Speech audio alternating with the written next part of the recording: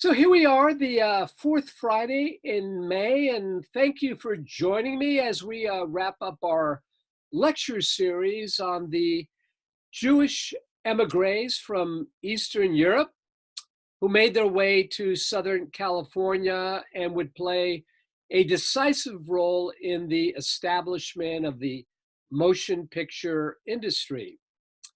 Well, last week we examined the life of the elegant and sophisticated Adolf Zucker, one of the founders of Paramount Studios. This week we're going to examine a true Hollywood dynasty, the brothers Warner. The most famous of whom was Jack Warner, whom you see here. In fact, my lecture is now entitled Jack and the Brothers Warner. He is the most interesting of the Brothers Warner. I think it was originally Harry and the Brothers Warner. But we're going to be examining the life of all these colorful brothers and their establishment of one of the greatest motion picture studios of all time. Warner Brothers Pictures. So here are the brothers we're going to be discussing today. So once again, we have Jack Warner. Down here is Sam Warner. In the upper right hand corner is Albert, also known as Abe. And finally, Harry Warner. Jack was the youngest of the four. Actually, their long lost brother way down here, Nick, that we don't hear about too much, was the youngest, but we're not going to be talking about him today. So let's begin then with our fourth lecture, Jack and the Brothers Warner, the making of a Hollywood family dynasty. So the Warner brothers, like so many of these other very driven and determined young Jewish boys, were determined to realize the American dream in California and establish themselves as the pioneers of the motion picture industry. And the brothers Warners, like the others we have discussed, were emigres from Eastern Europe at the time when countries like Poland were part of the Russian Empire. Jack Warner was born Jakob Vonck-Skolasor in 1892 in Canada. His older siblings had been born in Poland before Father Benjamin had uprooted the family from their small shtetl, where Benjamin was a cobbler, wanting to escape the pogroms of Poland, the vicious attacks on the Jewish villagers of the region, and find a new life in North America, which he and his family did in 1884, along with wife Pearl, née Eichelbaum. They moved around a bit. Initially, they were in Maryland. They moved to Virginia. Then they settled in London, Ontario, Canada, where young Jack was born in August of 1892. They had immigrated there in 1890, the family had. But eventually they relocated to Baltimore, Maryland, and finally to Youngstown, Ohio. Here's a colored engraving of what downtown Youngstown looked like at the end of the 19th century. Father Benjamin opened up a small grocery store. After that, he opened up a shoe store, and the children of a very large brood, again, there were originally 12 kids, 3 of them died, so there were 9 that reached adulthood, but each member of the family in particular, especially the boys, were expected to work, depositing their meager salary into the family coffer. So Harry, we would often help his father work in the shoe store. But then later he opened up a bicycle shop. Uh, and brother Albert, Abe, um, he worked alongside his brother Harry in the bicycle shop. But when that little business failed, the pair started their own bowling alley. Jack, the youngest of the boys, delivered groceries, but he also sang at weddings and bar mitzvahs and other Jewish high feast days, along with his sister Rose, who accompanied him on the piano. So Jack early on was something of a performer. He danced, he sang, not though particularly well, but early on he had a hankering for vaudeville and eventually entertainment in general.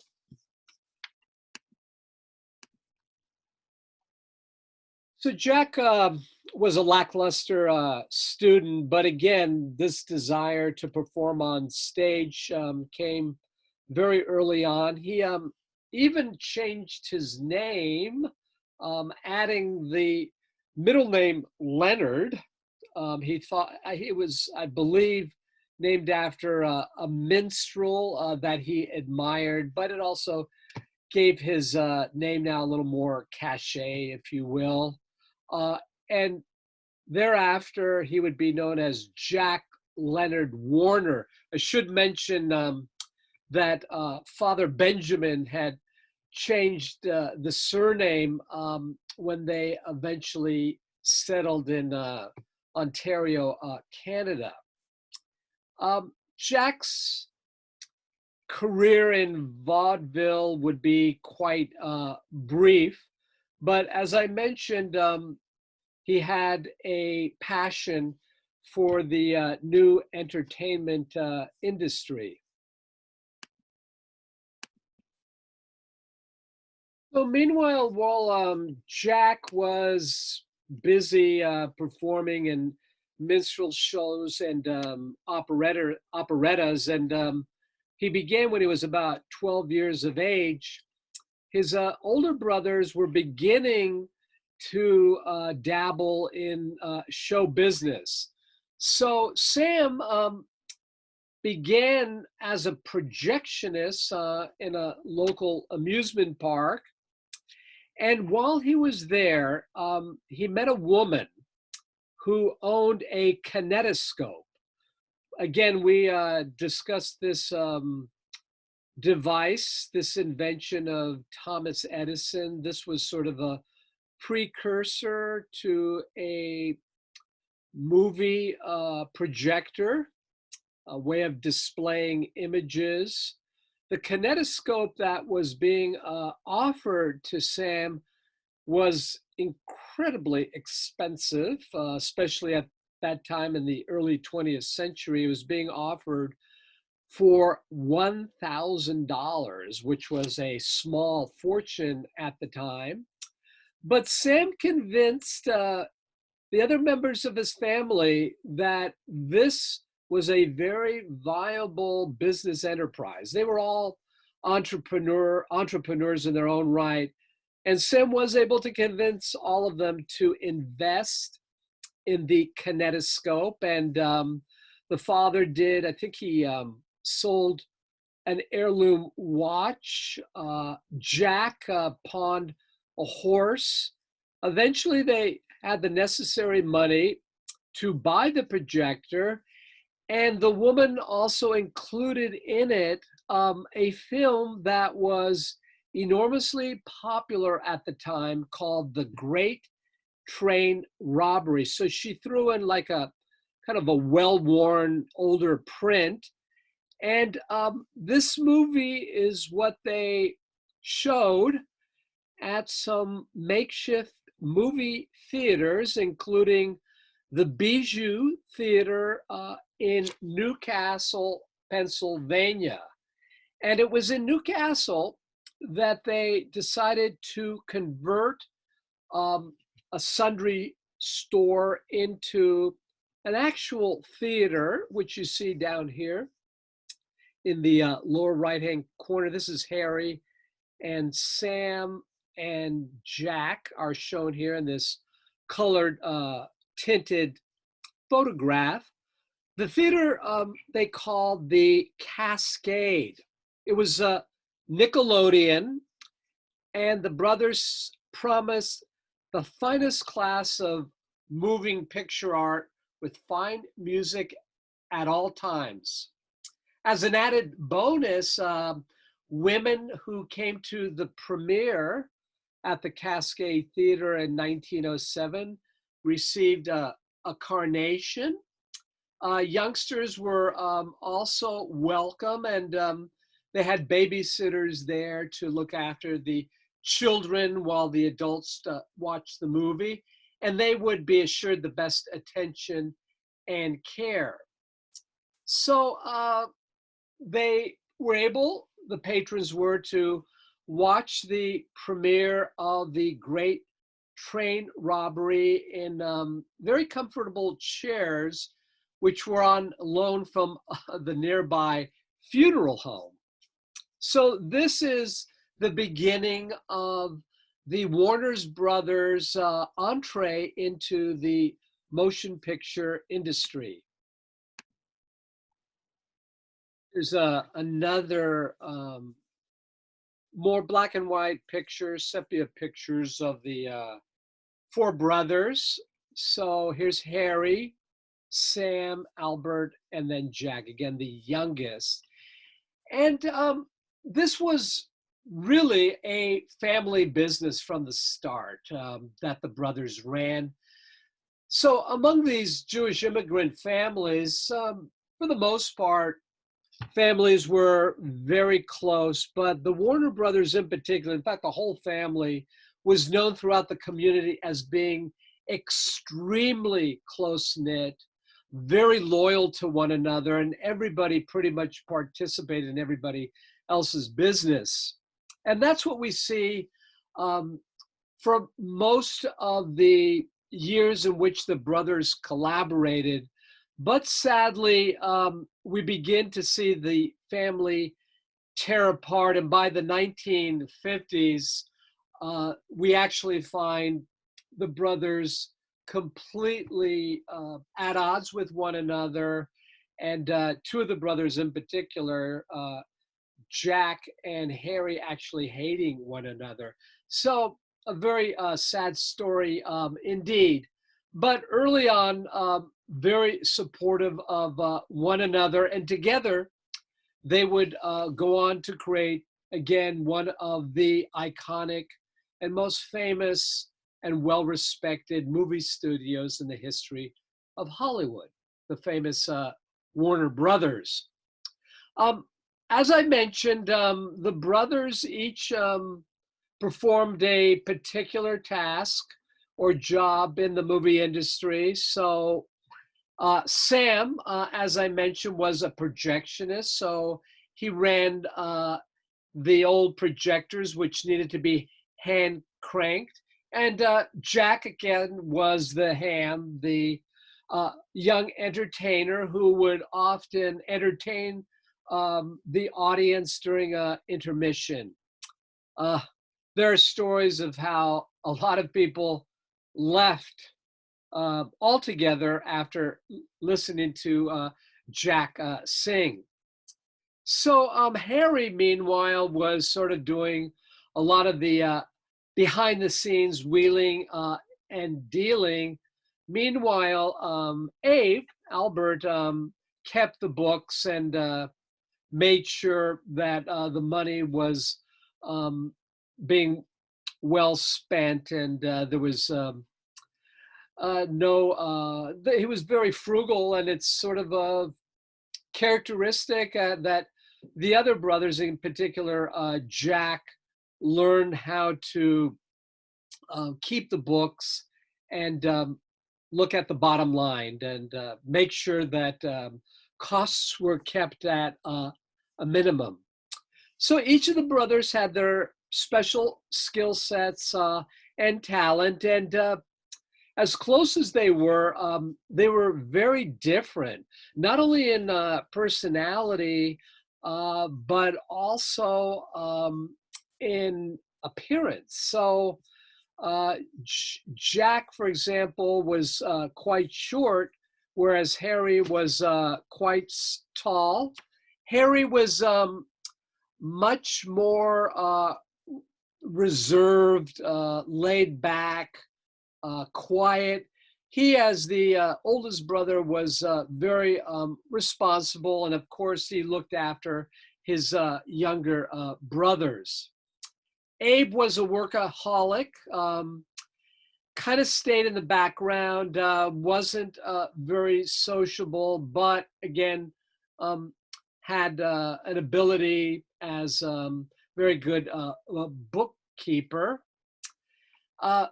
Sam, again, the projectionist, was very interested in all the latest inventions that would come to market, and he would play a key role in getting his other brothers interested in sound, the new invention of sound that, of course, would revolutionize the movie industry.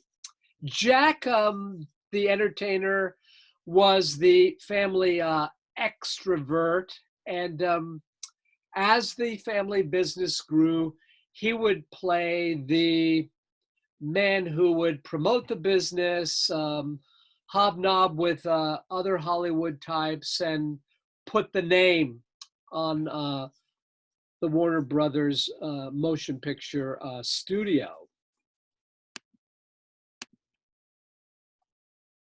So the brothers did quite well in their new enterprise, well enough to be able to start buying up theaters, which the Warner Brothers would do for the next several years until the Supreme Court passed a famous landmark decision that would break up the studios and force many of the studios to sell their interests in theaters. So they didn't have this virtual monopoly on the motion picture industry. But the brothers Warner soon figured out that the big money wasn't to be made in the showcasing of films, the exhibition itself, but rather in distribution. And as Albert would often say, distribution, distribution, distribution. Real money could be made in renting out prints of films to various theater owners, who then in turn would show these movies in their private theaters. And so too, early on, did the Warner's brothers as they began to buy up more and more movie theaters. So very quickly, this new distribution side of their business would replace the theater business, and eventually they used their profits to buy a firm which they established in 1907 in Pittsburgh. Here's a color photograph in Pittsburgh, and the arrow points to where they opened up the Duquesne Amusement Company and Supply. This was the headquarters of their new distribution business. And they earned a good deal of money until that nemesis back on the East Coast, Thomas Edison and his motion picture patents company effectively captured the market. remember the Edison Trust, as it was also called, had legal title to most of the motion picture equipment that was coming to market. They charged very exorbitant fees to license their equipment as well as the film stock. And for many years, the Edison's Motion Picture Patents Company pretty much controlled all the major film distribution in the United States and really crushed any would-be competitors. But the brothers made a tidy profit when they sold their Duquesne Amusement Company just a couple of years later for quite a handsome sum of some $50,000. And then we find the brothers, Jack and Sam, making their way to the West Coast while brothers Harry and Abe remained on the East Coast to oversee finances. But Jack and Sam went off to Southern California, as did so many other young Jewish emigres at the time, to establish motion picture studios. Remember, Southern California was an ideal place for location shooting, year-round opportunity to film. They could escape the legal entanglements with the Edison Trust, and also they did not have to endure the anti-Semitism to a great extent, which they had to suffer on the East Coast. Not as much in this new sort of virgin territory of Los Angeles. There was some, as we will see, as Hollywood began to grow. Yes, as we discussed, Jews would be barred from social clubs, from golf courses, from private schools, etc., and would have to make a life of their own and in their own Jewish communities. But again, brothers Jack and Sam made their way to Los Angeles in 1910 to realize their American dream. So, of course, the story of the Warner Brothers is so similar to the story of other young Jewish boys who came to Hollywood right at the beginning of the 20th century.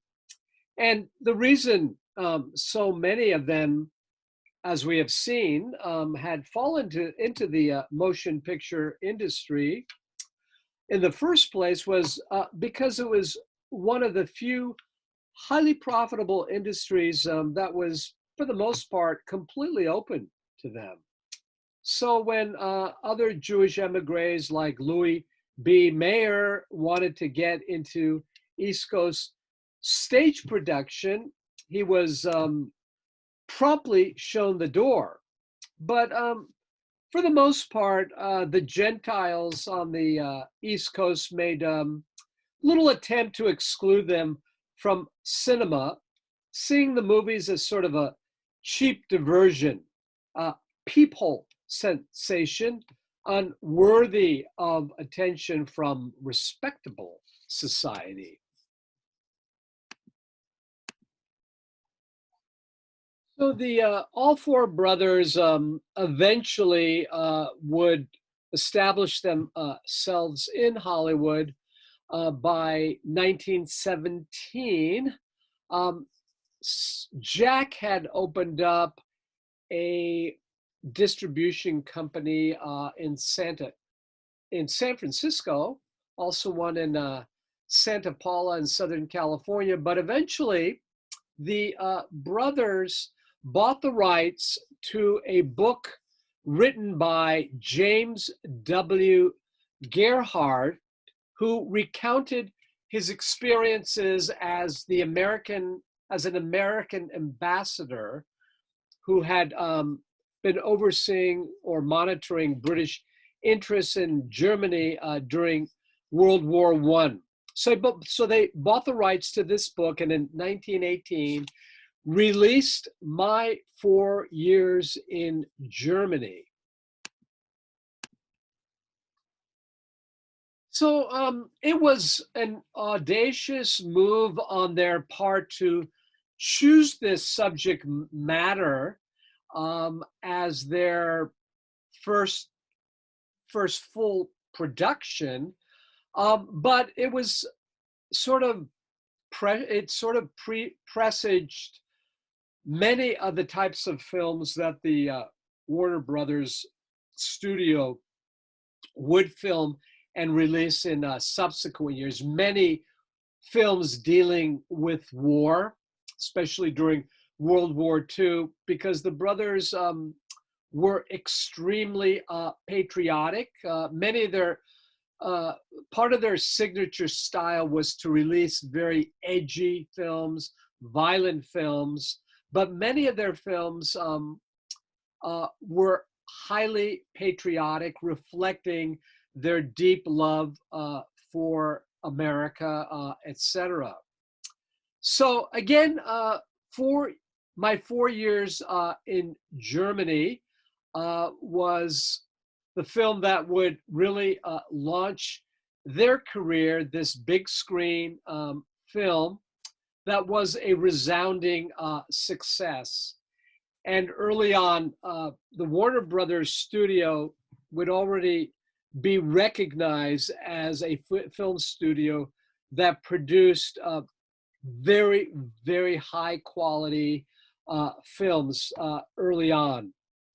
And as I mentioned, the Warner Brothers would have a reputation for releasing very patriotic films, and the studio drew the attention of FDR, who would enlist them for the war effort in the creation of very patriotic films that were would at once rally the American spirit, rally patriotism during World War II, but were also entertaining and very thought-provoking.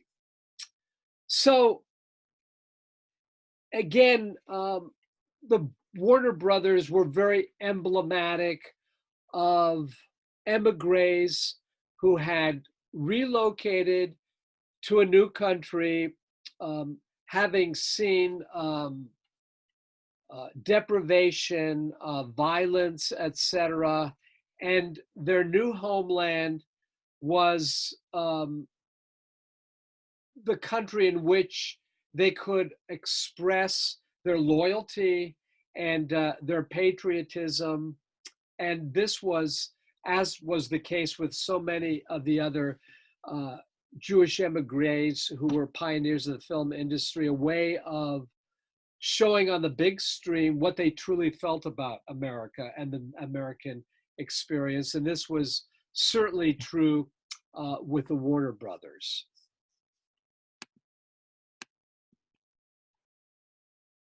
So, as I mentioned, my 4 years in Germany was a very successful enterprise. And 5 years later, the brothers would reincorporate Warner Brothers West Coast Studios into Warner Brothers Pictures in 1923. Brothers Jack and Sam were put in charge of production. And initially, for the first couple of years, they launched a series of not very well received movies. They kind of dabbled in serials, sort of low budget comedies, and a few edgy films. And this is well before the Hays Code that really curtailed and put a damper on the release of edgy, controversial films, the famous Hays Code. Um, but it wasn't until the launching in a few years later of Rin Tin Tin in the mid 1920s that Warner Brothers really started to turn a profit, and in a big way, with the discovery of the famous German Shepherd named Rin Tin Tin.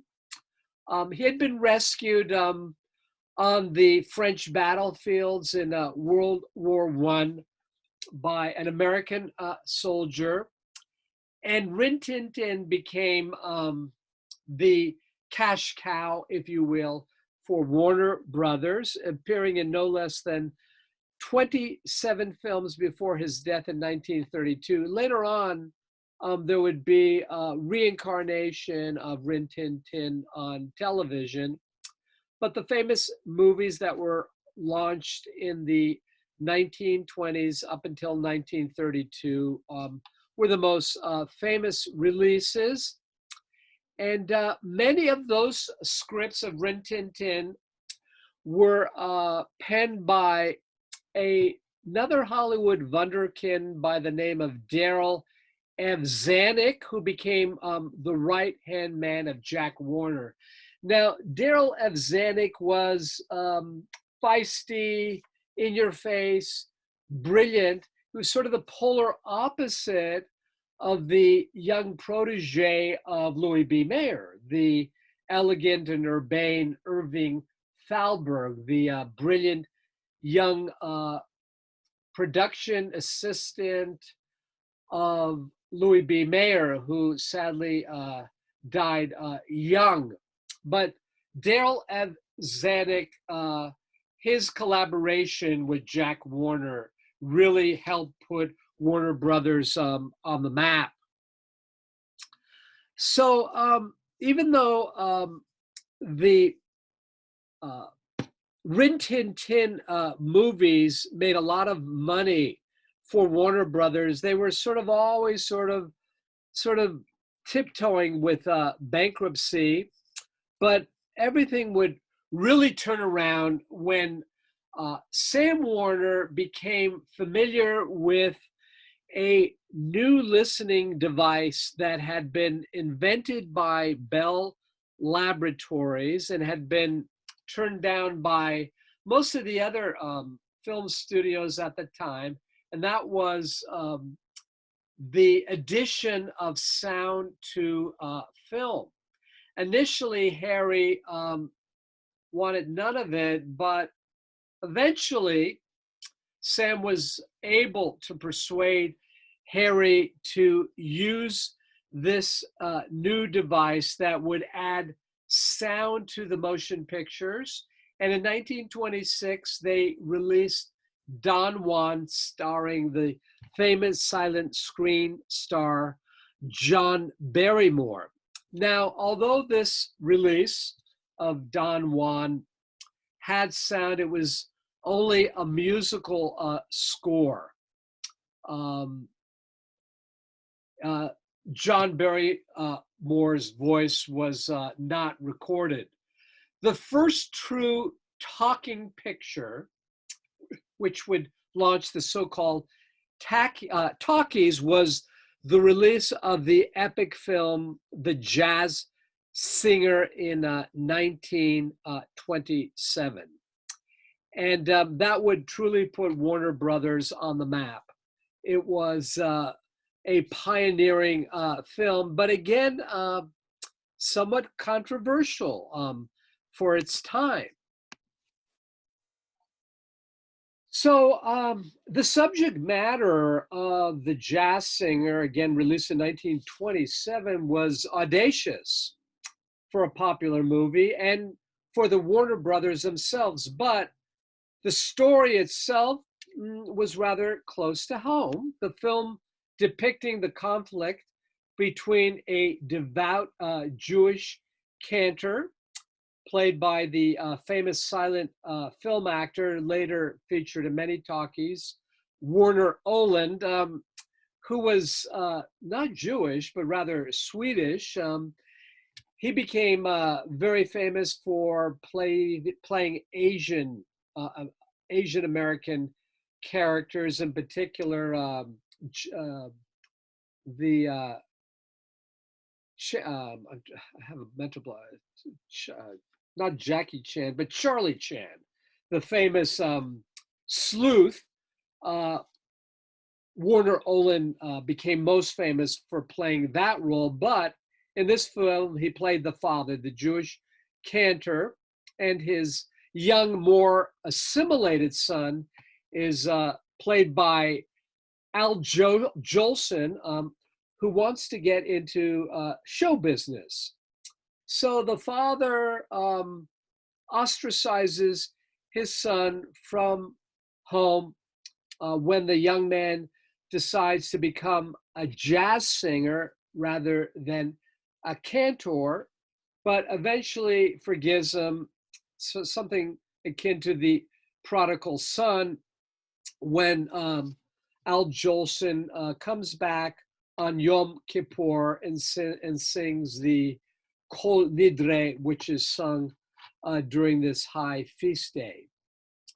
So it was a resounding success financially for Warner Brothers, but again, a pioneering film that would eventually be acknowledged as revolutionizing the film industry with sound by the motion picture industry. I should say motion picture arts and sciences acknowledged it as a groundbreaking film. There's a picture in the upper left-hand corner of Rin Tin Tin sitting on his own director's chair. In the lower right-hand corner, one of the many posters advertising Al Jolson, whom you see in blackface. Of course, this film, very controversial today, as you all well know, especially in this so-called era of cancel culture. Although the jazz singer would open to wide acclaim, sadly, it was a very dark day for the Warner Brothers because brother Sam had passed away just a day before the premiere in August of 1927. He developed some kind of a ear infection that I think eventually turned to sepsis, and he had a severe brain infection, and he lapsed into unconsciousness and sadly died, as I mentioned, just a day before the opening of the Jazz Singer in 1927. But Warner Brothers now began its epic career, epic run as one of Hollywood's greatest movie studios, one which would dominate for many years during the golden age of Hollywood in the 1930s and 1940s. Any moviegoer who sat in a movie theater and saw the famous Warner Brothers logo suddenly appear knew they were in for a great treat. Seeing great stars like James Cagney, Bette Davis, whose early careers long associated with Warner Brothers films like The Little Foxes, Mrs. Skeffington, Now Voyager, just to name a few of the great movies in which she appeared in. Humphrey Bogart in the Maltese Falcon, Casablanca, to name a few. And then Joan Crawford would earn an Oscar for her performance in Mildred Pierce. So many of the great gangster films were filmed by Warner Brothers, like Little Caesar, The Postman Always Rings Twice, etc. And other great films like A Streetcar Named Desire that was released in 1952, Rebel Without a Cause in 1955, My Fair Lady in 1964, a couple of years later, Who's Afraid of Virginia Woolf. So Warner Brothers became famous for its gangster films, yes, its film noir films, yes, but films that dealt with many controversial social issues, beginning in World War II and subsequent to that. Warner Brothers was known for its extremely high quality films, and Jack as the he would not actually run Warner Brothers as the president, but as vice president. But he basically ran the studio for over 35 years, and extreme attention to detail that was truly obsessive and always economizing. So he was the kind of film producer who would walk the sets after filming took place to make sure that nothing was wasted. If he saw anything fall on the floor that could be reused, he'd pick it up. Notorious for economizing and always looking at the bottom line. He created this great studio system at Warner Brothers, and again, modeled after Henry Ford's assembly line for the most part, and oversaw everything. He micromanaged everything. He personally supervised every aspect, every department pretty much at Warner Brothers, much to the dislike of many of those who had worked at Warner Brothers. So whereas we saw at MGM, Louis B. Mayer, for the most part, got on well with all his employees, quite beloved for the most part.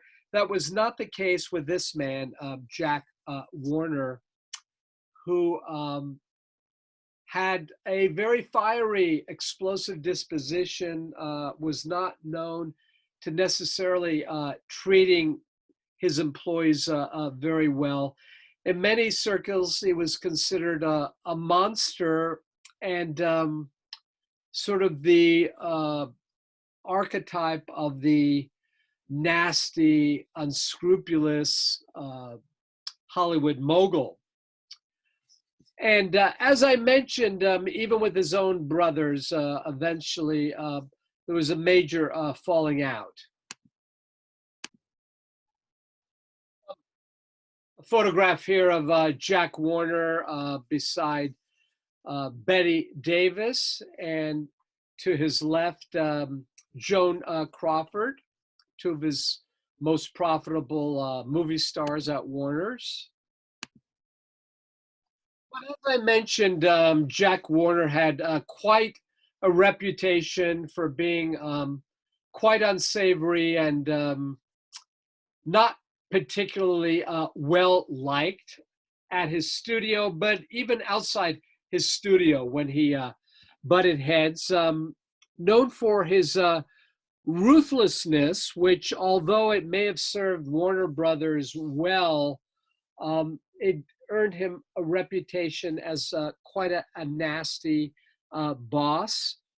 He was known to firing some of his most famous stars, including Douglas Fairbanks Jr., especially during the Great Depression, when it's true many of the Hollywood heads had to cut costs and some of the very lucrative salaries that many of the great movie stars earn did have to be cut back somewhat.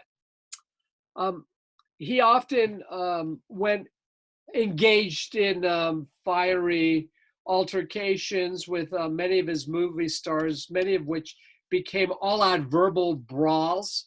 Many famous stories of James Cagney, one of his most successful stars who brought in a lot of money to Warner Brothers. Jack Warner was often known to spar with Jimmy Cagney and swear at him in Yiddish. And he also eventually incurred the wrath of many Hollywood producers despised him because they saw him as something of a traitor who outed supposed communists at the House on Un-American Activities Committee in 1947, where he was a friendly witness.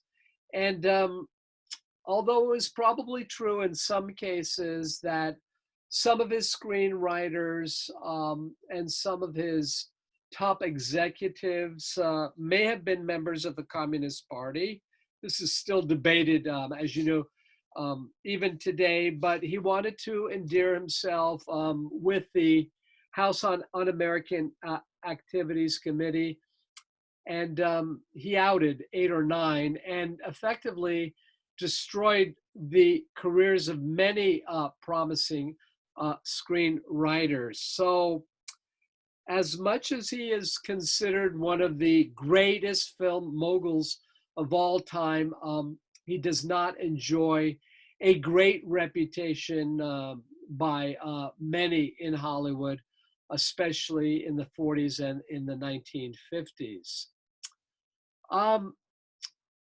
There's a number of unsavory stories around Jack Warner. One of the most famous took place during the 1943 Academy Awards when he ran up to accept the Best Picture Award in that year for Casablanca. But the man who should have gone up was his producer, the very famous and talented Hal Wallis. So the story goes that the other brothers actually blocked Hal Wallis from going up to receive that award. Instead, Jack accepted it on behalf of Warner Brothers. As I mentioned, the brothers had a major falling out in 1956. Sam, of course, had died, but effectively he kind of stole the shares that the other brothers, Harry and Abe, had. The Warner Brothers was losing a lot of money in 1955, 1956, and he convinced brothers Harry and Abe to sell their shares in the struggling studio. But meanwhile, he had set up a kind of dummy company with a syndicate and bought back the shares on the cheap. And as you might expect, the other brothers never forgave him. In particular, Harry. The two despised one another. There were a number of stories in which the two brothers went to blows, fought one another in public, and very sad when you when one considers how close they were years earlier. Very sort of unfortunate and tragic that the family eventually split apart the way they did. So we profiled 3 of the greatest moguls in Hollywood: Louis B. Mayer, Adolph Zukor, and the Warner Brothers, in particular Jack Warner. And again, as we can see, the desire on the part of these Jewish emigres to be accepted into Gentile America was always a great challenge. But through the movies, they were able to show to all the world their love for America, their patriotism, the fact that the American dream was within grasp for all immigrants who had made their way to the American shores. It is a remarkable chapter in the history of Hollywood. In many ways, their immigrant life dovetails or matches that of so many immigrants, especially from Eastern Europe, who made it in America. But you should remember that many of these young men were not well accepted, even within their own Jewish community. And I think I mentioned there was even this sort of split within the various within the Jewish community that existed in Hollywood itself. So on the one hand, you had sort of the more highbrow German Jews who had come to Los Angeles and who had made it as doctors, as financiers, as lawyers, as professionals. And then you had the moguls of Hollywood, who for the most part had come from Eastern Europe, in particular Poland, the Pale of Russia, the parts of the Russian Empire, and they were looked down upon by the German Jews. They were looked on as uncouth, not well educated, and even more so, the Warner Brothers were really looked down upon as very déclassé, ones who really didn't really fit in. So even within the Jewish community, the Warner Brothers really wanted to prove themselves to the greater Jewish community that they had made it. And that's why Jack in particular was very pugnacious and in your face.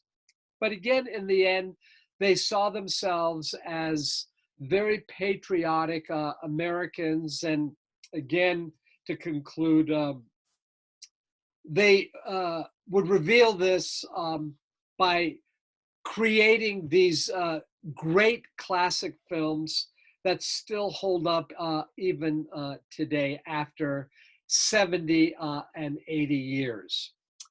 So that ends our lecture series on the pioneering Jews of Hollywood. Next week, we begin a new lecture series, and hopefully you got my handout called Cancel Culture in Antiquity, The Mysterious Death of Hypatia of Alexandria, in which I'm going to profile a woman who was, if you will, wiped out, canceled by very powerful forces, in particular Christian clerics in the great city of Alexandria. It's kind of an early example, if you will, of cancel culture. I think you're going to be intrigued by this feminist icon, Hypatia, as one of the greatest minds of the age. Again, a woman, a brilliant free thinker who was seen as a threat to the established order. So I think you'll enjoy this three-part lecture. Now, I'm only going to be offering 3 lectures. I have a pre-scheduled family event the 3rd Friday in June. And I should also mention before I conclude that originally I think I had made mention that this lecture, my June lecture series, would be in person, but Liz and I decided for logistical reasons, while you're not completely out of sort of limited access to the theater, I would have to show the same lecture back to back. And so for logistical reasons, et cetera, it was decided that I would hold this lecture as a virtual lecture series once again. But I don't want to promise, but it really does look like beginning the first Friday in July, we'll be together as one big group, hopefully in the theater, at which time you'll see me in the flesh, so to speak. So look forward to seeing you again next Friday when we begin our new lecture series. So take care for now.